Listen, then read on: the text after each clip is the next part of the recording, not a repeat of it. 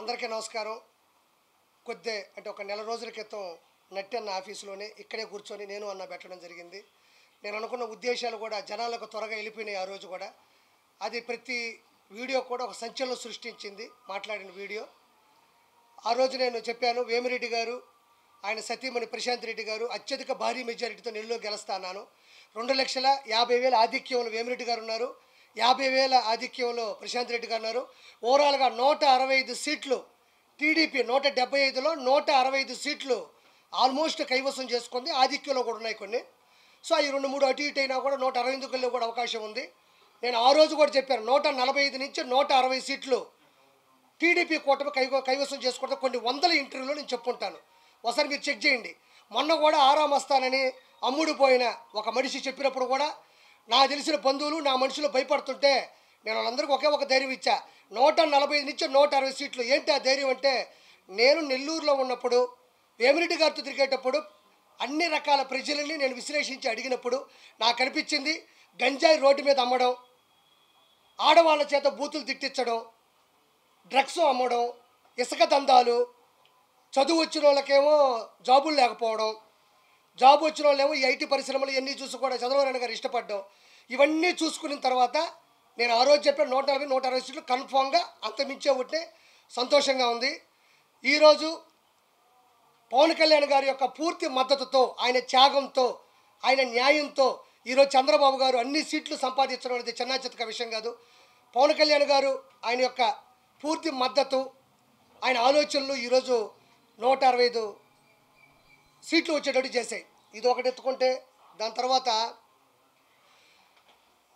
ఇప్పుడు టీడీపీ ప్రభుత్వం ఫామ్ చేయబోతుంది. అన్నయ్య చెప్పినట్టు ఎవరైతే సజ్జల రామకృష్ణారెడ్డి అని గాడిద కొడుకున్నాడు, అదేవిధంగా వాళ్ళ కొడుకు డెకాయిట్ నా కొడుకు ఒకడు ఉంటాడు.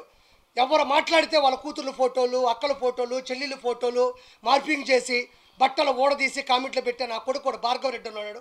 వాడి మీద కూడా ఇమీడియట్లీ చర్య తీసుకోవాలని మనస్ఫూర్తి కోరుకుంటున్నాను. అది గవర్నమెంట్ పేపర్ మీద కూడా ఆడి పేరుంది. ఈ సజ్జల రామకృష్ణారెడ్డి ఏ రోజు ప్రత్యక్ష రాజకీయాలు పాల్గొన్నాడు కాదు.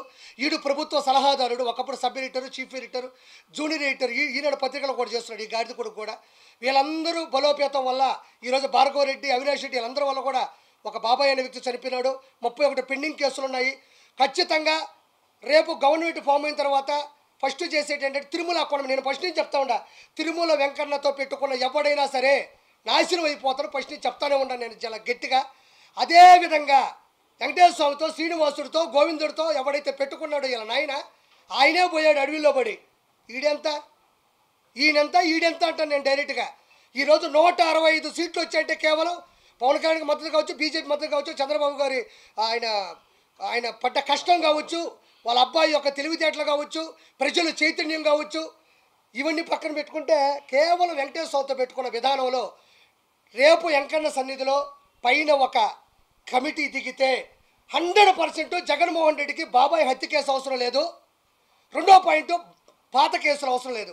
వెంకటేశ్వర స్వామి హుండీ డబ్బులు వెంకటేశ్వర స్వామి మెల్ల ఉండే హారాల దగ్గర దొరికిపోతాడు ఆ మనిషి. కాబట్టి నెక్స్ట్ ఇంకోటి చెప్తున్నా, పవన్ కళ్యాణ్ గారిని పట్టుకొని నీకు 3 పెళ్ళిళ్ళే అన్నాడు. ఇప్పుడు నేను మా జగన్మోహన్ రెడ్డికి మంచి డ్రెస్ వేసి, చీరా జాకెట్ వేసి, లంగా ఓణి వేసి, నిండు ముత్తైదుగా చేసి మా పవన్ కళ్యాణ్ గారి శోభనం గదిలో పంపిస్తాను. మంచి పన్నంటి బిడ్డని ఆయన ఇస్తే మా ఓడు కనీసం పవన్ కళ్యాణ్ గారి యొక్క తెలివితేటలైన ఆ బిడ్డ రూపాలని పెంచుకొని ఈ గాడిద కొడుకు అది నేర్చుకుంటాడని నేను మనస్ఫూర్తి కోరుకుంటున్నా. నిజంగా వెంకటేశ్వర ఉన్నాడు, ఆ దేవుడు ఉన్నాడు. ఖచ్చితంగా ఇన్ని సీట్లు వచ్చాయంటే మాత్రం ఆంధ్రప్రదేశ్కి మంచి అభివృద్ధి వస్తుందని అర్థం. ప్రజల వ్యతిరేకత భయంకరంగా జరిగింది. ఫస్ట్ ఏం చెప్తున్నా, నెల్లూరులో 10కి 10 ఇంతవరకు భూమి మీద స్వాతంత్రం వచ్చిన తర్వాత ఆంధ్రప్రదేశ్లో నెల్లూరు జిల్లాలో ఎప్పుడు కూడా ఇన్ని సీట్లు రాలా, ఎంత అభివృద్ధి ఎప్పుడూ జరగలా. ఖచ్చితంగా వీళ్ళందరి మీద ఎక్కువ పెడతారు. ఎవరి దగ్గరైతే ముండల చేత బూతులు తిట్టించారో, ఎవరైతే బోరుగడ్డలు పంచప్రభాకర్ కావచ్చు, ఆ తర్వాత శ్రీరెడ్డి కావచ్చు, దాని తర్వాత ఈ పోరంబోకు నా కొడుకు, ఈ డెకాయిట్ నా కొడుకు పోసాన కృష్ణమురళి గారు కావచ్చు, ఎవరిని పడితే వాళ్ళని చిరంజీవి గారు లాంటి పెద్ద మనుషులు తిట్టాడు. ఈరోజు ఏమైపోయాడు వీడు? మైహోం పూజలో 4 ఫ్లాట్లు ఎక్కడికి వచ్చి ఈ గాడిద కొడుకి? వీడి గన్మేళ్ళు ఎక్కడి నుంచి వచ్చారు వీడికి? తర్వాత ఈ వేణు సామన్ ఇంకో డెకాయిట్ నా కొడుకు గురించి చెప్పాను.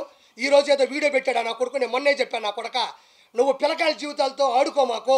సమంత గారి నాగచైతన్య గారి ఎక్కడ పబ్బులో వినేసా నా కొడుకు జ్యోతిష్య రూపంలో చెప్తే అది జనాలు నమ్మి కొన్ని కోట్ల రూపాయలు పోగొట్టుకొని ఈ మెల నా కొడుకు ఈరోజు చెప్పాడు. నా తప్పు అయిపోయింది, నేను ఇంకా చేయను. ఈరోజు ఒప్పుకున్నాడు. ఎందుకు ఒప్పుకున్నాడు? నేను ఆ రోజే చెప్పేవాడు డకాయిట్ నా కొడుకని. కాబట్టి పూర్తి చైతన్యం వచ్చింది. ఈ మధ్యకాలంలో ఒక చిన్న మాట,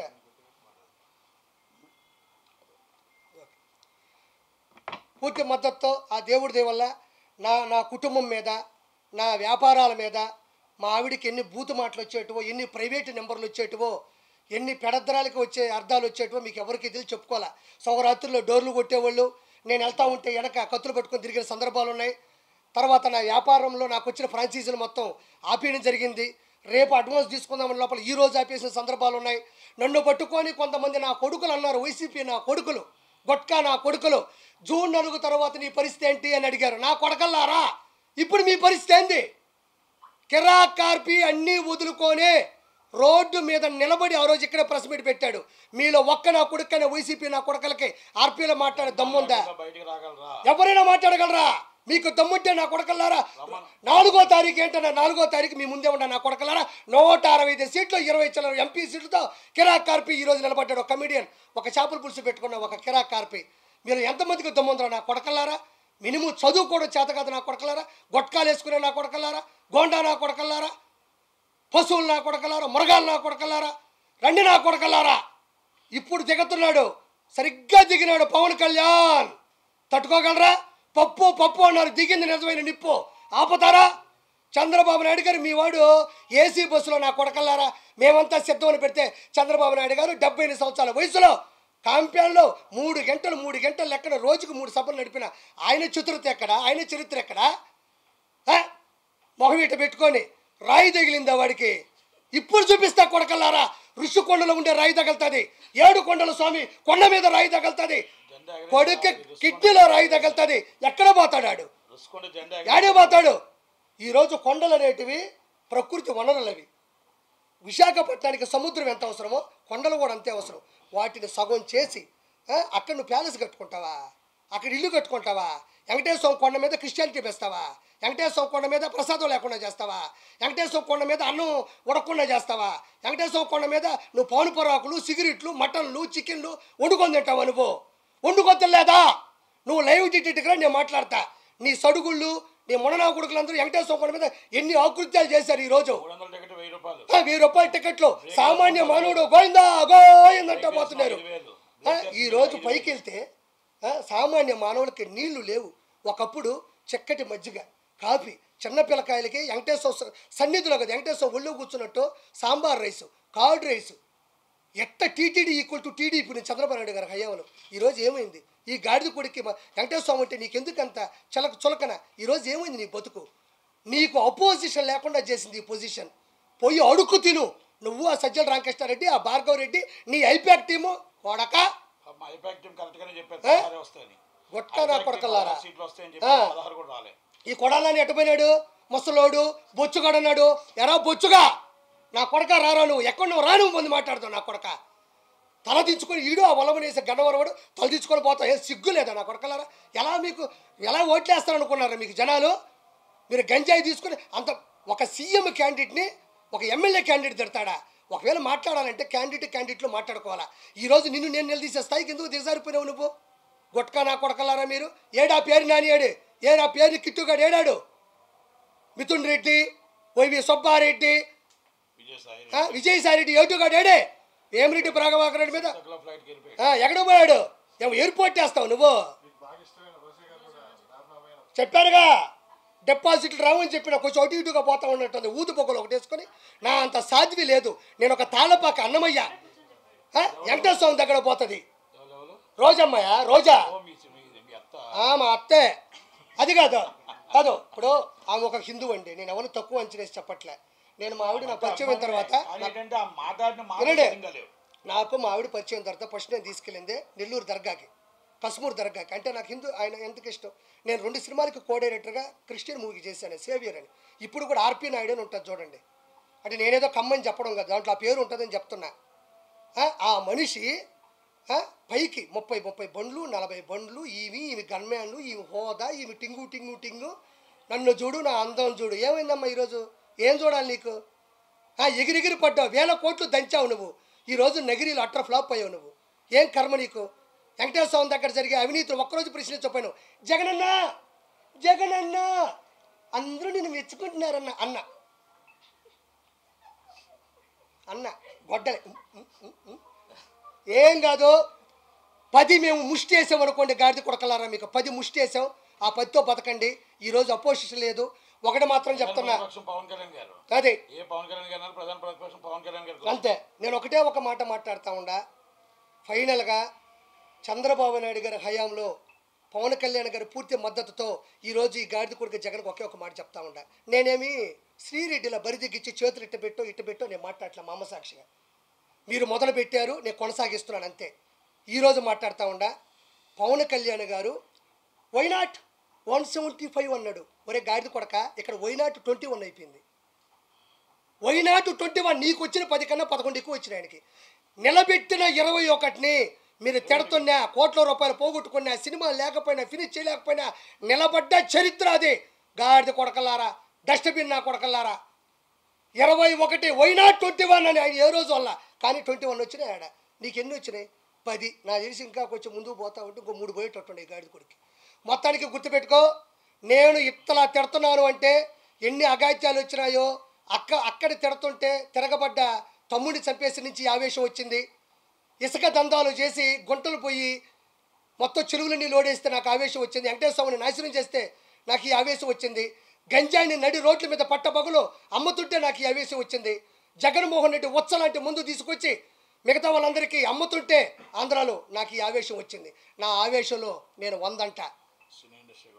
ఓకే, నెక్స్ట్ నుంచి నెట్టని చెప్పినట్టు సినీ ఇండస్ట్రీలో కూడా ఈ డకాయిట్ నా కొడుకు ఎవడైతే ఉన్నాడు, ఎవడిడు పోసానే పోరంబోక నా కొడుకు ఇట్ట అంటాడు, గాడిద కొడుకాడు.